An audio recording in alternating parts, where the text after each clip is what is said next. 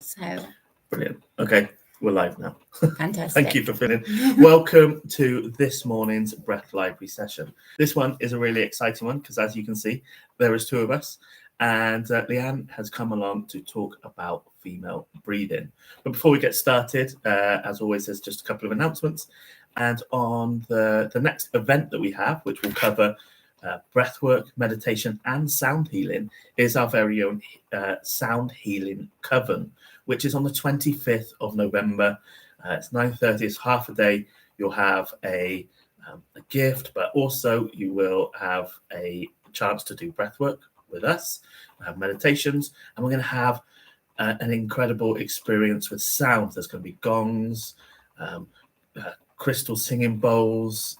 There's going to be it's going to be a wonderful day of healing. So come along. There will be a link for that in the description or the comments, so you'll be able to get yourself a ticket. There isn't a huge amount left, so be quick. And that's our only announcement today. So let's get into the session.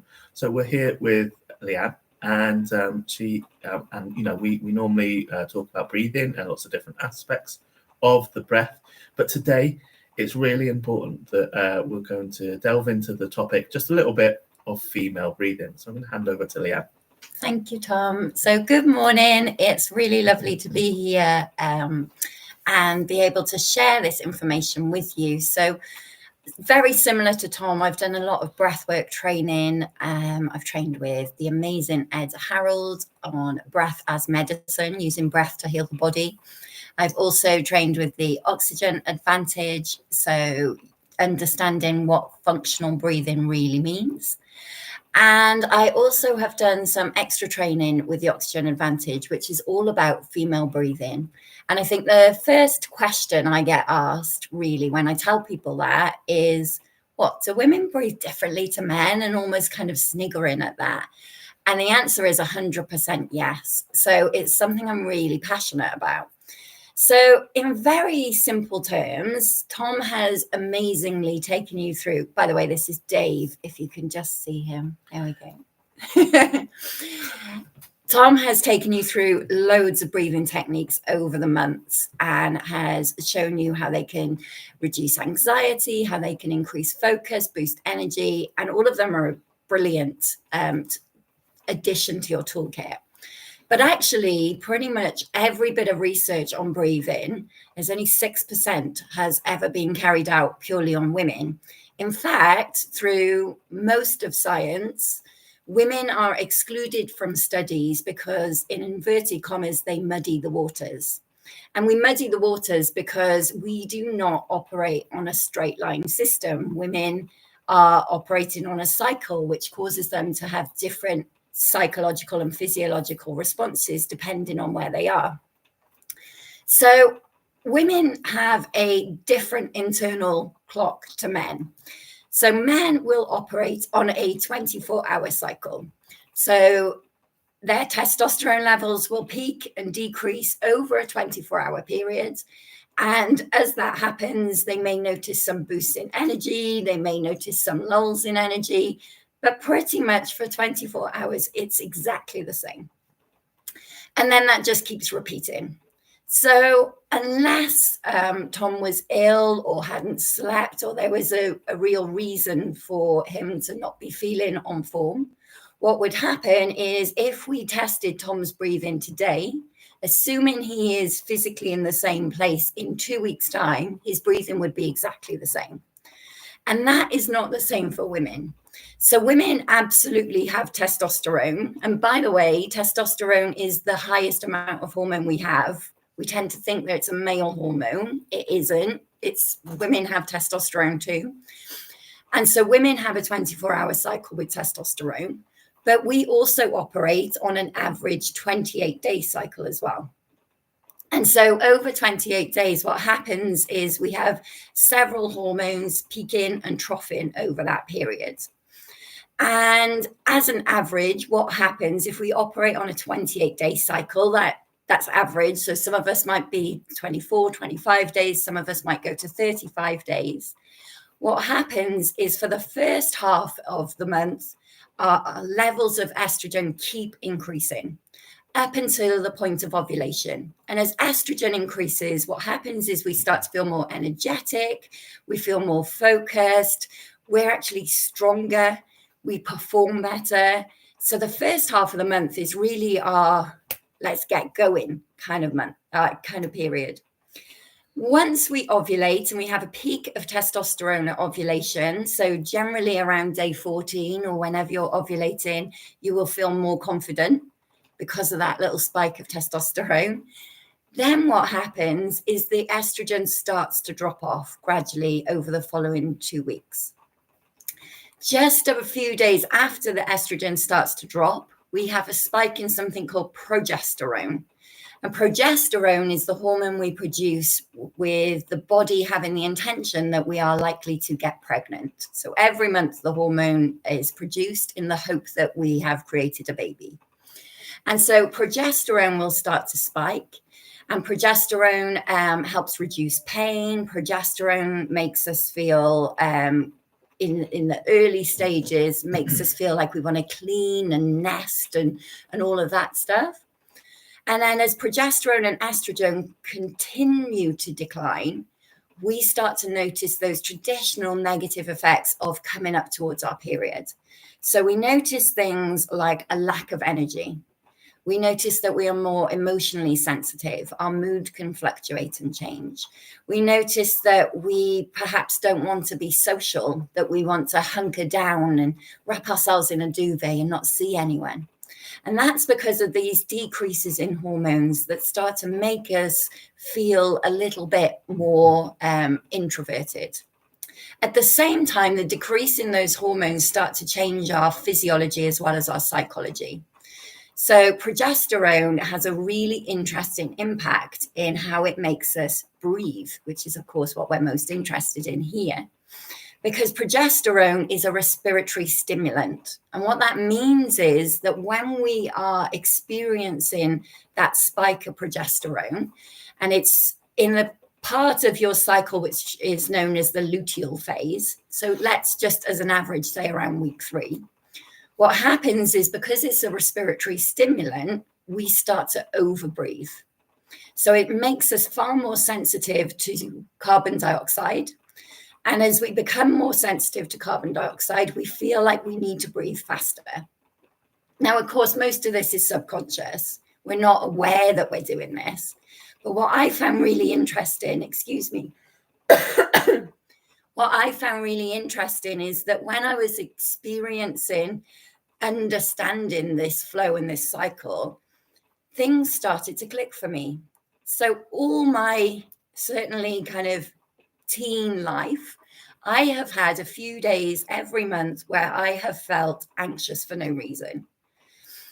And I have never really put together if it was happening at a particular time. I have never really thought that there was any particular reason for it. I just thought that I got these random bouts of anxiety that would last a couple of days and then I would get over it. Well, when I learned about what happens with progesterone and we start to trigger that respiratory response and we start to breathe more than we need to, it all started to make sense. Because what happens when we overbreathe? When we overbreathe, we send a signal to the brain that we are in danger, that there's a threat somewhere near us. And so because the brain's just sat there in the dark, it can only get information according to what we send it. The brain starts to believe that there is a threat outside. There is something out there that is worthy of being anxious about. And so we then start to have those chemicals produced that start to make us feel anxious. We behave like we're anxious. And this can predominantly be all down to us overbreathing. So one of the things that I found life-changing in myself, and I teach it to lots of female clients that I coach, is to, first of all, pay attention to what you are experiencing every day of your cycle. Now, that doesn't have to be a big, long explanation. It can just be an awareness of, I feel really energetic today. I feel really emotional. I feel really anxious. And what you will notice is as you start to pay attention, you will start to notice that the time that you start to feel that spike in anxiety will be in the mid to late luteal phase. So it will be, as an average, about a week to 5 days before your period is due. That's when you will start to feel this intense anxiety. And so what we can do to start managing that is change how we breathe. And yes, absolutely, the exercises that Tom has already taught you on these lives will really help with that. But really basic terms, what we need to do is reassure the body that it's okay for us to have a little bit of CO2 build up in our bloodstream, that we don't need to constantly gasp, we don't need to overbreathe. So I'm sure one of the things that, if you've watched these lives frequently, one of the things you will have taken away as a fundamental to functional breathing is, first of all, we need to breathe through our nose, not our mouth. As soon as we breathe through our nose, we get a more efficient carbon dioxide and oxygen exchange. We feel calmer. The brain hears that we're safe. So breathing through the nose is far more important. Then what we can do is an exercise which we call many small breath holds, which is an exercise which just creates the tiniest bit of air hunger to reassure your brain that it's okay to have a bit of carbon dioxide build up in the system. And so what I'm going to do before we wrap up this morning is just take you through about 60 seconds of the many small breath hold exercise so you can start practicing this. And this isn't just doing it pre-period. This is, if you do it throughout the month, if you create more functional breathing, you will notice not just pre-period anxiety, actually, most PMS symptoms will start to alleviate and improve if you can improve your breathing functionality. So if we sit nice and straight, I'm sure Tom has told you plenty of times, we need to kind of open up the rib cage. So we need to make sure that we are creating space here for the air to go right into the lungs. And we need to engage this diaphragm muscle here. So what we want to do is, as we breathe in, you can even put your hands here. And as you breathe in, what you want is for your hands to feel like they're pushing out. So your rib cage is expanding. And as you exhale, what you want is to feel like your hands are coming back together. So it's a nice little way of just checking the mechanics of your breathing. So if we take in a nice deep breath through the nose to begin with, and then out through the nose, you can hopefully see or feel, you can see on the Facebook, maybe not on the YouTube, you can see how my hands move when I take an inhale and when I take an exhale. So we'll do it one more time.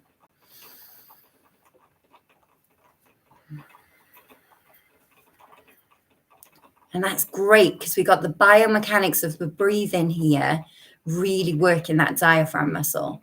What it also means is we're taking air right into the lower part of the lungs, which actually makes us feel calmer and more relaxed. So if we're struggling with that pre-period anxiety, this is a great exercise in itself to just every now and then stop, take a few breaths where you're really focusing on moving that rib cage.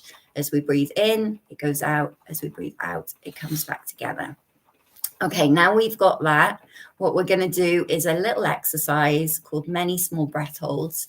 And we're just going to do it in a slightly different way.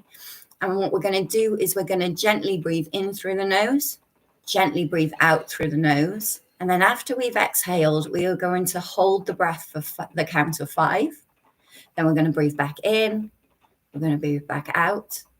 And then we're going to repeat that. So we're going to kind of bookend it each time with a breathing in and breathing out. And then we're going to start again. So breathing in through the nose and out through the nose. Hold 2, 3, 4, 5. Breathe in. Breathe out. Breathe in. Breathe out. Hold 2, 3, 4, 5. Breathe in. Breathe out. Breathe in. Breathe out. Hold 2, 3, 4, 5. Breathe in. Breathe out. Breathe in.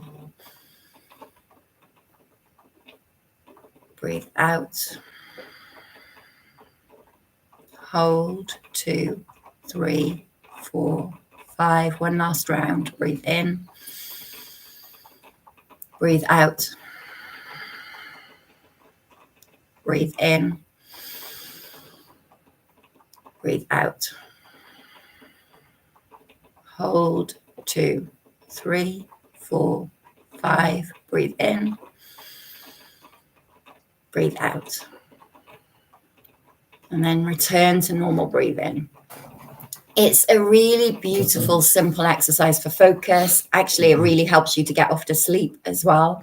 But what we're doing is we are creating a nice rhythmic pattern of breathing where the body can be reassured that we have not got too much CO2 in our system, and it's okay to have the little bit we've got in there for 5 seconds. So it starts to calm and level us out.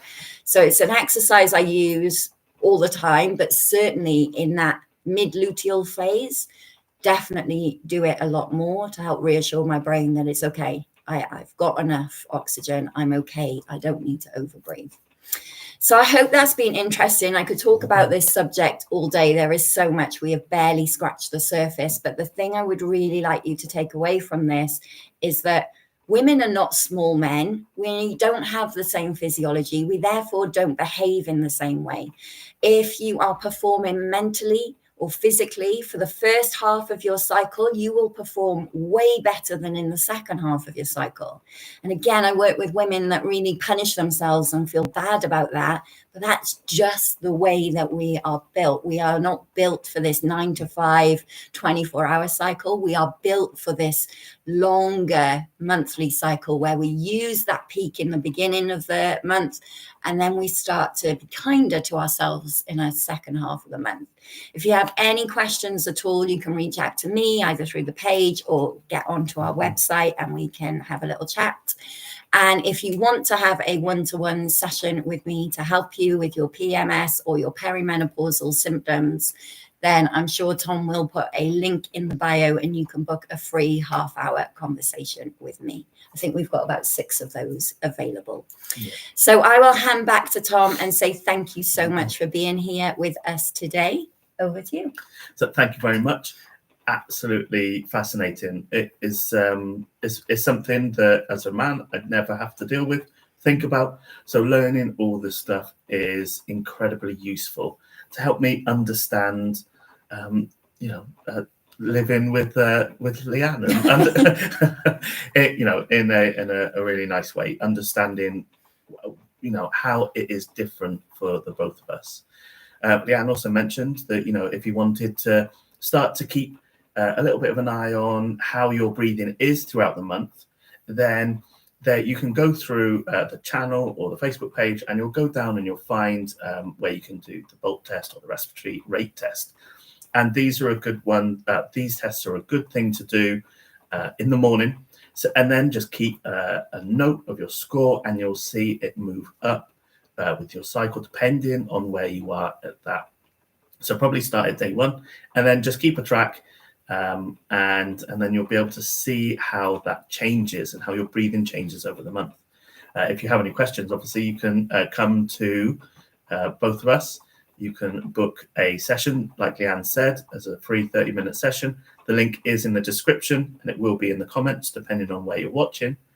And we really, really hope you've enjoyed today.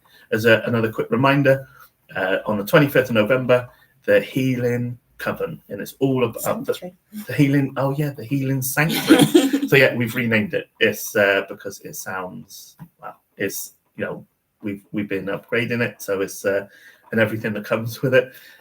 So we're really excited about, because I think I mentioned it was a coven at the start. So it's the Healing Sanctuary, and it's all about sound. 25th of November, you can book through our website. The link will be in the comments or description. And that sort of wraps it up for this session. Next week, we're going to be looking at how to actually take a deep breath. So this is something that comes up quite a lot. People are told in numerous situations, just take a deep breath. But what we're going to do next week is look at how we actually do that, because surprisingly, we've been doing it wrong.